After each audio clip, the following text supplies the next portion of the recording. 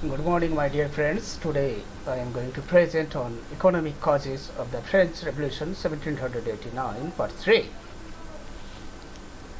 Dear friends, now I am going to present an interesting view, especially for the French Revolution, that was economic causes of the French Revolution. বন্ধুরা, আমি আজকে তোমাদের ফরাসি বিপ্লবের অর্থনৈতিক কারণ নিয়ে আলোচনা করব, যা ইতিহাসের গুরুত্বপূর্ণ বিষয়। বিশেষ করে ফরাসি বিপ্লবের ইতিহাসে অর্থনৈতিক কারণ একটি গুরুত্বপূর্ণ বিষয় এবং যা ফরাসি বিপ্লবের অন্যতম কারণ হিসেবে চিহ্নিত। As you know that ancient regime and feudatory structure of the society and economic life of the French people create a barrier for the development and progress of the French economy, because anti-capitalist mentality and the feudatory structure create a barrier to progress of industry or industrial economy or industrialization. অর্থাৎ এটা তোমরা জানো যে ফ্রান্সের পুরাতন ব্যবস্থা এবং সামন্ততান্ত্রিক কাঠামো অর্থনৈতিক উন্নতি বা অগ্রগতির পথে প্রতিবন্ধকতার সৃষ্টি করেছিল। Because, as you know, the ancient regime, specially classified by the three estates, the first estate was the clergy, and second estate was the nobility or aristocracy, and third estate was general people or common or commoners. And first two, that is the clergy and the aristocracy, was the privileged classes. They enjoyed all kinds of privileges from the society and polity and also economy. And the deprived class was, or unprivileged class was, the commoners or third estate or general people. That was the 18th century social and economic structure of the France. That for a reason, great historian Lefebver, in his work The French Revolution, mentioned that the France was a vast museum of economic errors. That means France, especially in economic condition or economy, was in errors. অর্থাৎ এটা তোমরা জানো যে ফ্রান্সের পুরাতন ব্যবস্থায় তিনটি শ্রেণীতে বিভক্ত ছিল। পুরাতন ব্যবস্থা, তার মধ্যে প্রথম স্টেট যাজকরা, দ্বিতীয় স্টেট অভিজাতরা, তৃতীয় স্টেটে সাধারণ মানুষরা,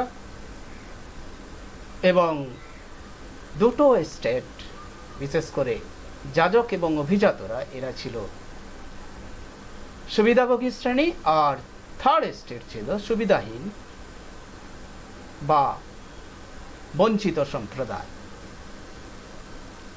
যত রকম সামাজিক এবং অর্থনৈতিক সুযোগ সুবিধা ছিল, এই দুই স্টেট, বিশেষ করে যাজক এবং অভিজাতরা ভোগ করত। এবং ফ্রান্সের চরম দুর্দশার জন্য এই দুই স্টেট বা দুই শ্রেণী যাজক এবং অভিজাতরা অনেকাংশে দায়ী ছিল, তা আমি এখানে দেখানোর চেষ্টা করব। ঠিক সেই কারণে বিখ্যাত ঐতিহাসিক লেফেভর তার ফরাসি বিপ্লব গ্রন্থে দেখানোর চেষ্টা করেছেন যে ফ্রান্স হল এক ভ্রান্ত অর্থনীতির জাদুঘর, অর্থাৎ ফ্রান্সের অর্থনৈতিক ব্যবস্থা বিপর্যয়গ্রস্ত, এবং তাকে মিউজিয়ামের সঙ্গে তুলনা করেছেন, বা ভাস্ট মিউজিয়াম অফ ইকোনমিক এরর্সের সঙ্গে তুলনা করেছেন। France society and economy was in feudatory structure and military mentality create barrier to the economic progress, which I have already mentioned here. ফরাসি সমাজ এবং অর্থনীতি সামন্ততান্ত্রিক কাঠামোতে ভরা, এবং এই সামন্ততান্ত্রিক মানসিকতা অর্থনৈতিক প্রোগ্রেসের ক্ষেত্রে প্রতিবন্ধকতার সৃষ্টি করেছিল। From the very beginning, France was agricultural and handcraft-based economy, and it was quite known to us that French economy was in agricultural and handcraft-based, because there was main source of income was agriculture and handcraft. অর্থাৎ প্রথম থেকেই ফ্রান্সের অর্থনৈতিক ব্যবস্থা কৃষি এবং হস্তশিল্প নির্ভর ছিল, অর্থাৎ অর্থনৈতিক সোর্স হিসেবে কৃষি এবং হস্তশিল্প নির্ভর ছিল ফরাসি অর্থনীতি। And also there was anti-capitalist mentality, and the government industrial policy was weak, and no strict industrial step had been taken. So there is no scope of industrial development. অর্থাৎ তাদের যে পুঁজিবাদ বিরোধী মানসিকতা এবং সরকারের শিল্পনীতি ছিল দুর্বল, এবং কোনো দৃঢ় পদক্ষেপ গৃহীত হয়নি শিল্পর ক্ষেত্রে, সুতরাং সেখানে শিল্পের বিকাশ ঘটা সম্ভবপর ছিল না। অর্থাৎ government also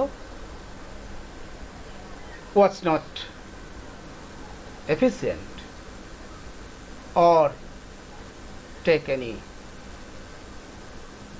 eminent step for the development of industrial or industrialization in France. অর্থাৎ ফ্রান্সের শাসকও শিল্প বিমুখ হওয়ার ফলে ফ্রান্সে শিল্পের বিস্তার বা বিকাশ ঘটার কোনো সম্ভাবনা লক্ষ্য করা যায়নি।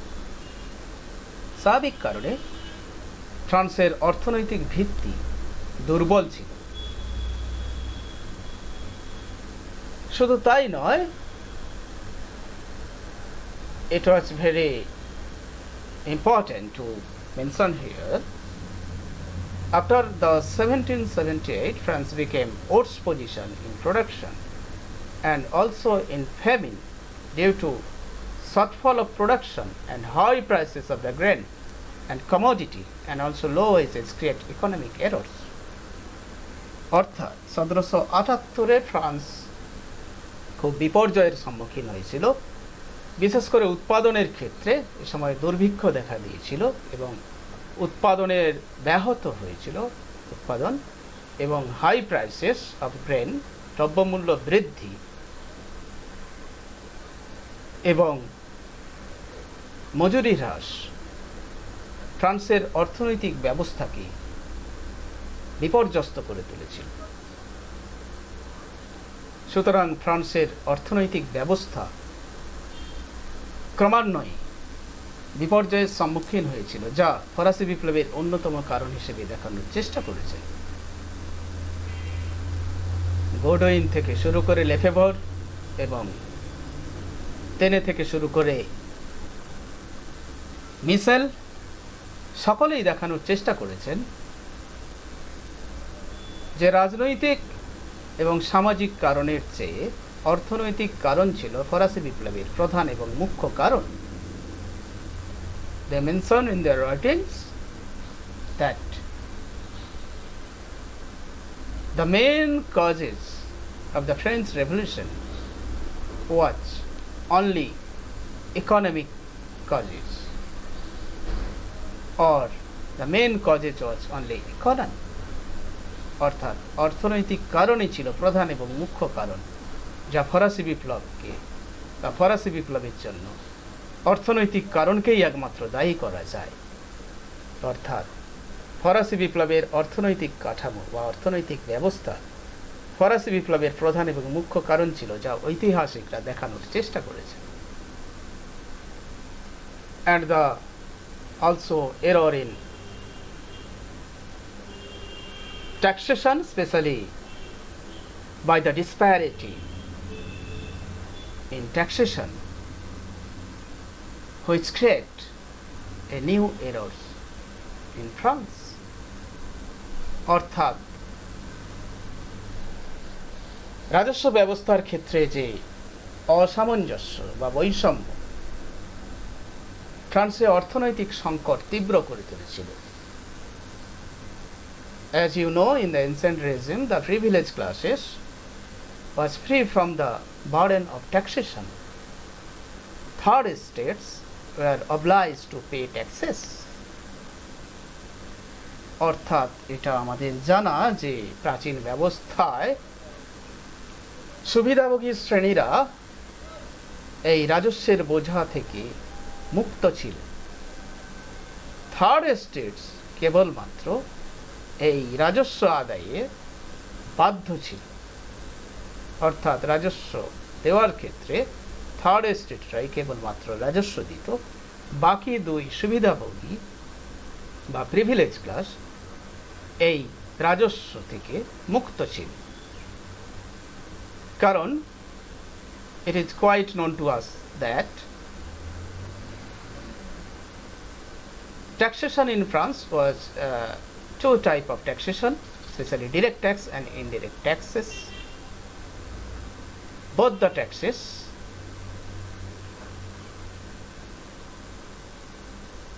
was paid by the third estate. Privileged classes avoided it because in taxation there was some limits. Privilege, concession and exemption was the basic rule for special privileged class. অর্থাৎ সুবিধাদান, কনসেশন এবং নিষ্কৃতি ছিল মুখ্য ব্যবস্থা এই সুবিধাভোগী শ্রেণীর ক্ষেত্রে।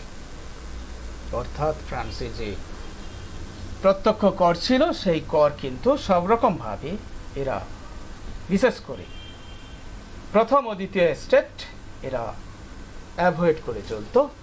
ডিরেক্ট ট্যাক্স হিসেবে টেইলে, ক্যাপিটেশন, ভিটিংএমে যা ছিল, এবং ইনডিরেক্ট ট্যাক্স হিসেবে গ্যাবেল এবং এইডি, এই উভয় শ্রেণী এড়িয়ে চলত। But the third state were obliged to pay taxes. So the capital treasury was in debt and also empty. সুতরাং রাজকোষ একেবারে শূন্য হয়ে গিয়েছিল, রাজস্ব আদায়ের ঘাটতি দেখা গিয়েছিল, রাজস্ব আদায়ের ক্ষেত্রে বৈষম্য এক চরম পরিস্থিতির সৃষ্টি করেছিল, যার পরিণতি ফরাসি বিপ্লব। অর্থাৎ আমরা ফরাসি বিপ্লবের জন্য এই অর্থনৈতিক কারণকে অনেকাংশে আমরা দায়ী করতে পারি। তার সঙ্গে যুক্ত হয়েছিল অজন্মা, দুর্ভিক্ষ, দ্রব্যমূল্য বৃদ্ধি এবং মজুরি হ্রাস, যা ফরাসি বিপ্লবকে ত্বরান্বিত করেছিল। And then different historians' views here. Lefebver and Godwin mentioned that social and economic factors was responsible for the outbreak of French Revolution. That means social and economic factors was responsible for the outbreak of French Revolution, অর্থাৎ সামাজিক এবং অর্থনৈতিক কারণ ফরাসি বিপ্লবের জন্য দায়ী ছিল। Morse Stephens in his Revolutionary Europe mentioned that the causes of the movement were chiefly economic and political, not philosophical or social. That means Morse Stephens trying to establish in his work Revolutionary Europe that the economic and political causes was the main causes for French Revolution, but not philosophical or social. অর্থাৎ সামাজিক এবং দার্শনিক কারণ কিন্তু ফরাসি বিপ্লবের কারণ নয়, কিন্তু অর্থনৈতিক এবং রাজনৈতিক কারণই ছিল ফরাসি বিপ্লবের মুখ্য এবং প্রধান কারণ। Michel holds that poverty along with the oppression prevalent in the ancient regime was responsible for the revolution. অর্থাৎ মিশেল দেখানোর চেষ্টা করেছেন যে দারিদ্রতা তার সঙ্গে চাপিয়ে দেওয়া ব্যবস্থা এবং এনসেন্ট রেজিমের বা প্রাচীন ব্যবস্থা যা ফরাসি বিপ্লবের জন্য দায়ী ছিল।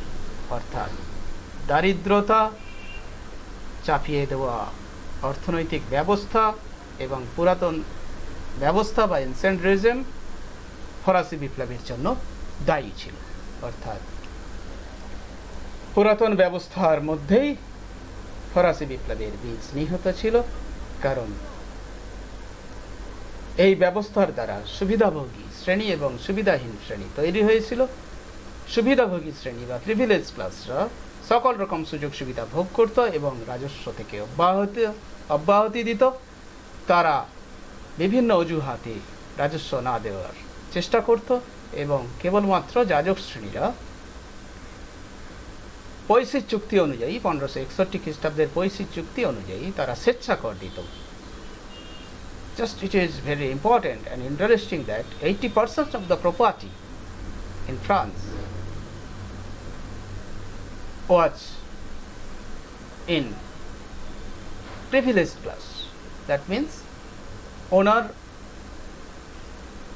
was of 80% of the property in France were the privileged classes, but they did not pay any taxes. অর্থাৎ ফ্রান্সের 80% সম্পত্তির মালিক হয়েও ফরাসি অভিজাতরা বা সুবিধাভোগী শ্রেণীরা কোনো রকম কর দিত না। সমস্ত করের বোঝা গিয়ে পড়ত তৃতীয় শ্রেণীর উপর। স্বাভাবিক কারণে এই পুরাতন ব্যবস্থাকে ভেঙে ফেলার জন্য তৃতীয় স্টেট বা থার্ড স্টেট বা তৃতীয় শ্রেণীর মানুষরা বিদ্রোহী হয়ে উঠেছিল এবং ফরাসি বিপ্লবকে ত্বরান্বিত করেছিল। এবং তৃতীয় শ্রেণীর মানুষরা, বিশেষ করে বুর্জোয়া শ্রেণী ও মধ্যবিত্ত শ্রেণী, তারা বিদ্রোহে নেতৃত্ব দিয়েছিল এবং ফরাসি বিপ্লব অনিবার্য করে তুলেছিল। অর্থাৎ ফ্রান্সের ত্রুটিপূর্ণ অর্থনৈতিক ব্যবস্থা, সরকারের দুর্বলতা রাজস্ব আদায়ের ক্ষেত্রে, প্রতিবন্ধকতা এবং অর্থনৈতিক গতিহীনতা ফরাসি বিপ্লবের প্রধান ও মুখ্য কারণ হয়ে উঠেছিল। অর্থাৎ ফরাসি বিপ্লবের জন্য অন্যান্য সব কারণ, রাজনৈতিক, সামাজিক, দার্শনিক যাই থাক না কেন, অর্থনৈতিক কারণই ছিল প্রধান কারণ। অর্থাৎ অর্থনৈতিক ব্যবস্থা ফরাসি বিপ্লবকে অনিবার্য করে তুলেছিল। Okay, thank you. If you like best, you can subscribe, like and comment also. Do not forget to subscribe. Thanks.